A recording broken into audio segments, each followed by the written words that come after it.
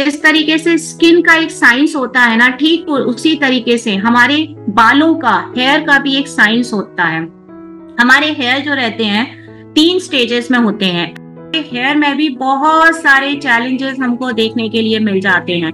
तो कुछ common challenges की यहाँ पर मैं बात करती हूँ जो हमारे विंटर सीजन में स्पेशली देखने को मिलते हैं। जैसे कि हमारे बाल डल हो जाते हैं, फ्रीजी हो जाते हैं, स्प्लिट एंड्स का प्रॉब्लम होता है, डैंड्रफ होने लग जाता है, ड्राइनेस आने लग जाती है, हमारी जो स्कैल्प होती है, बालों की जो जड़ जिसे कहा जाता है, वो बहुत ज्यादा ड्राई होने लग जाती है। ये सारे जो इश्यूज रहते हैं ना, ये सिर्फ और सिर्फ विंटर के टाइम पर आते हैं, क्योंकि विंटर में हम अपना हेयर वॉश भी ज्यादातर लोग करना कम कर देते हैं। और आपका जब हेयर वॉश कम हो जाता है ना, तो आपके बालों में डर्ट, गंदगी, पॉल्यूशन बहुत ज्यादा मात्रा में जमने लग जाता है। और इसके पीछे बहुत सारे रीजन रहते हैं। इन डैंड्रफ और हेयर लॉस के पीछे बहुत सारे रीजन रहते हैं। जैसे अगर मैं मेजर प्रॉब्लम की बात करती हूँ हेयर लॉस की, तो हेयर लॉस के पीछे जो रीजन है, हार्मोनल रीजंस भी रहते हैं, एनवायरमेंटल रीजन भी रहते हैं, कुछ माइक्रो न्यूट्रिएंट का डेफिशिएंसी, यानी कुछ माइक्रो न्यूट्रिएंट हमारी बॉडी में कम पाए जाते हैं, वो भी एक रीजन है। And of course your immunity is one of the biggest reason.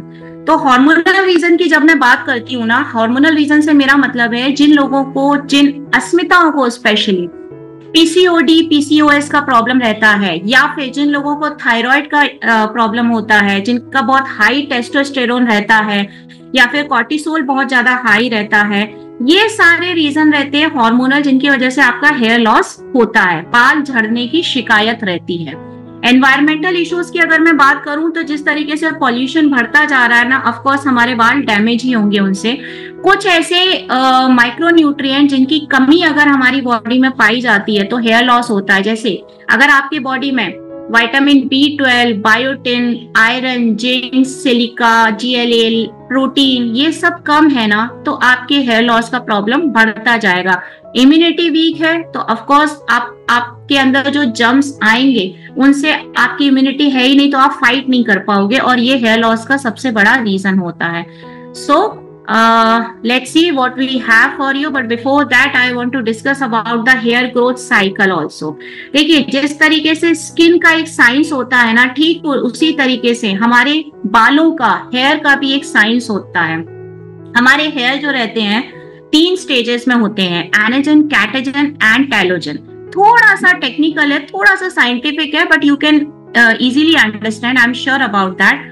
Anagen phase में क्या होता है कि आपके जो हेयर फॉलिकल होते हैं, आपके सर में स्कैल्प के अलावा हेयर फॉलिकल होते हैं, ऑलमोस्ट 1 लाख हेयर फॉलिकल्स होते हैं, उनमें से आपका बाल निकलना स्टार्ट होता है। तो जब नया बाल आता है उसे कहते हैं anagen stage.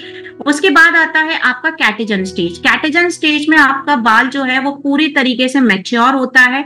And third stage is telogen. Telogen में आपका पुराना बाल नए बाल से रिप्लेस हो जाता है। अब आप लोगों को जानकर हैरानी होगी कि एक फीमेल के सर में एक नया बाल आने के लिए ऑलमोस्ट 6 to 8 ईयर का टाइम लगता है, और एक मेल के सर में नया बाल आने के लिए ऑलमोस्ट 2 to 3 इयर्स लग जाते हैं। अब इतना टाइम जब एक नए बाल को आने के लिए लगता है, तो जरूरी है कि हम केमिकल फ्री प्रोडक्ट्स का यूज करें, बालों को कवर करें और हमेशा क्लीन रखें। जब ये कंडीशन होगी ना, तो हमारा हेयर लॉस बंद होगा। और हेयर लॉस का मेन रीजन रहता है नए बाल का ना आना। हम लोग सोचते हैं जो बाल हैं वो टूट रहे हैं, ये कारण है, बट ये रीजन नहीं होता। रीजन होता है कि नया बाल नहीं आ पा रहा है। So this is the main issue for your hair loss. So I'm sure you are ready to know about what we have for you. So we have here for anti-hair fall shampoo for your hair loss and hair nutriment and of course our protein powder. सबसे पहले मैं बात करूंगी हमारे hair न्यूट्रीमेंट की। देखिए, अगर आपको हेयर लॉस रोकना है ना, तो आपको, अगर आपके पास टाइम है, तो आप एक रात पहले हेयर न्यूट्रीमेंट की अपने स्कैल्प में, बालों की जड़ों में अच्छे तरीके से मसाज कर लीजिए। अगर टाइम की कमी है तो 1 आवर इज सफिशिएंट। आप बाल धोने का 1 आवर पहले, 1 घंटे पहले हेयर न्यूट्रीमेंट की अपने स्कैल्प, बालों की जड़ों में अच्छे तरीके से मसाज कर लीजिए। उससे क्या होगा ना कि जो, अगर आपकी ग्रे हेयर का प्रॉब्लम है, स्प्लिट एंड का प्रॉब्लम है, या बाल आ ही नहीं रहे हैं, ऐसा कुछ प्रॉब्लम है, तो वो पूरी तरीके से सॉल्व हो जाएगा। हेयर न्यूट्रीमेंट के अंदर अगर मैं इंग्रेडिएंट्स की बात करती हूँ, so we are using coconut oil, rice bran and vitamin A, D, E। ये क्या करते हैं कि अगर पूरे तरीके से बाल चले गए हैं बट फिर भी अगर गुंजाइश है तो नया बाल आना स्टार्ट हो जाता है। जो आपके ग्रे हेयर होते हैं वो वापस से ब्लैक होने लगते हैं, जो आपके स्प्लिट एंड होते हैं वो भी ठीक होने लग जाते हैं, क्योंकि कोकोनट ऑयल जो है वो इसका मेन इंग्रेडिएंट है। तो आपने एक रात पहले अपने बाल की जड़ में अच्छे से मसाज कर लिया हेयर न्यूट्रीमेंट का। नेक्स्ट डे आपको एंटी हेयर फॉल शैम्पू से अपने बालों को क्लीन करना है।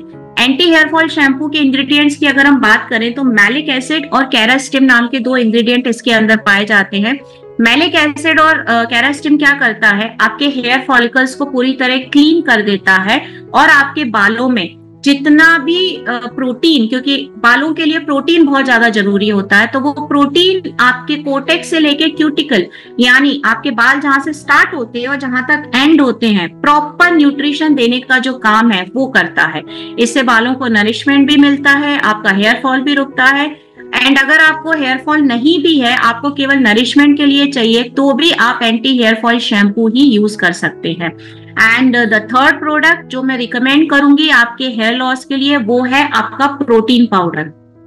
यहाँ पर मैंने नेचुरामोर फॉर विमेन वाला इमेज यहाँ पर लगा कर रखा हुआ है, बट अगर आप सक्षम हैं तो आपको पता है कि आपको कौन सा प्रोटीन पाउडर लेना है। फ्रेंच वनीला आपको प्रोटीन पाउडर अपना लेना है। अगर आप सीनियर सिटीजन हैं तो आप प्लस वाला प्रोटीन पाउडर रिकमेंड करिए, और अगर आप फीमेल हैं तो ऑफ कोर्स नेचुरामोर फॉर विमेन का जो प्रोटीन पाउडर है वो यूज कर सकते हैं। सभी प्रोटीन पाउडर में आप जानते हैं कि 13 टाइप के विटामिन, 10 टाइप के मिनरल और 5 टाइप ऑफ प्रोटीन मौजूद हैं।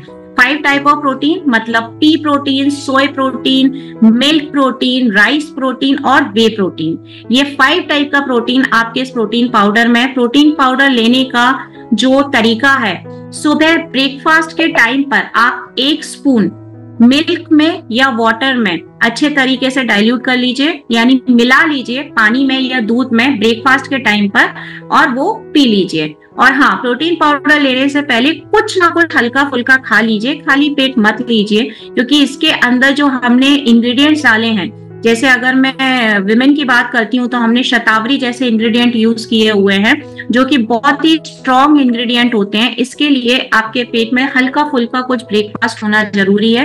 तो 1 मॉर्निंग ब्रेकफास्ट के टाइम पर और 1 चम्मच रात में जब आप अपना डिनर लेते हैं उस टाइम पर पानी या दूध में मिला करके पी सकते हैं। पानी ठंडा, गर्म यानी कोल्ड, वार्म कैसा भी हो वो चलेगा, कोई इश्यू नहीं है।